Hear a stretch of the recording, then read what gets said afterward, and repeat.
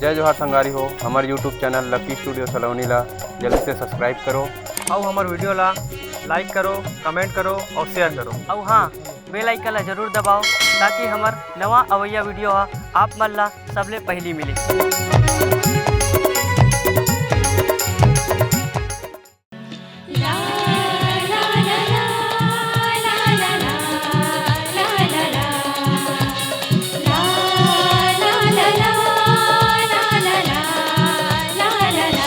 चंदन सही चम चम चमकत है गोरी वो तोर माथ के बिंदिया। चंदन सही चम चम चमकत है गोरी वो तोर माथ के बिंदिया। उड़ा गे रानी देख के ईमान से मोरे रात के निंदिया। उड़ा गे रानी देख के ईमान से मोरे रात के निंदिया।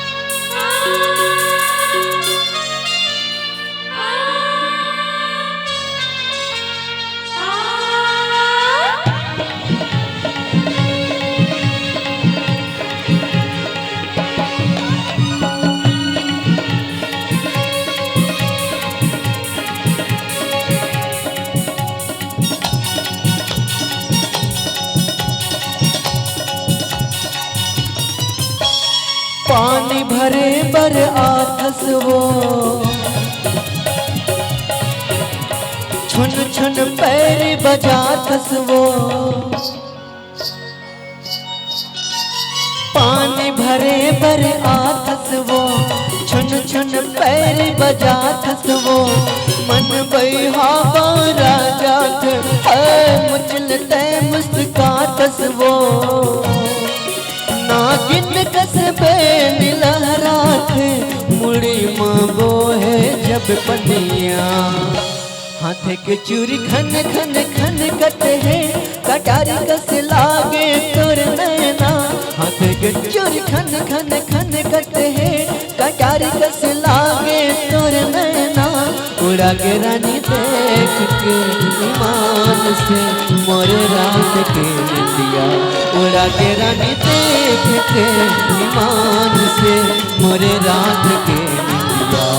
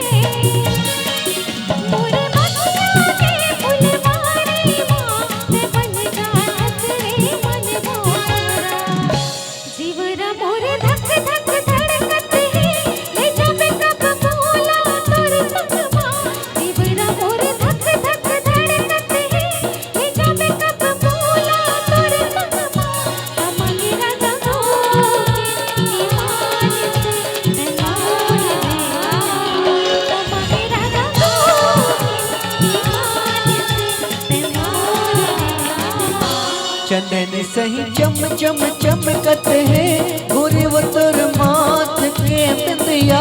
चंदन सही चम चम चमकत है गोरे वो तोर माथ के बिंदिया उड़ा के रानी देख के ईमान से मोरे रात के निंदिया उड़ा के रानी देख के ईमान से मोरे रात की निंदिया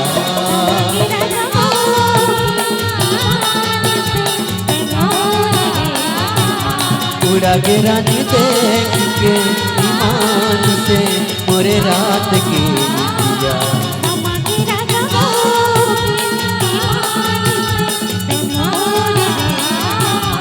उड़ा के रानी देख के ईमान से मोरे रात की निंदिया। दोस्तों वीडियो अच्छा लगा तो हमारे चैनल लकी स्टूडियो सलोनी को सब्सक्राइब करें, वीडियो को ज़्यादा से ज़्यादा शेयर करें, लाइक करें, कमेंट करें। धन्यवाद।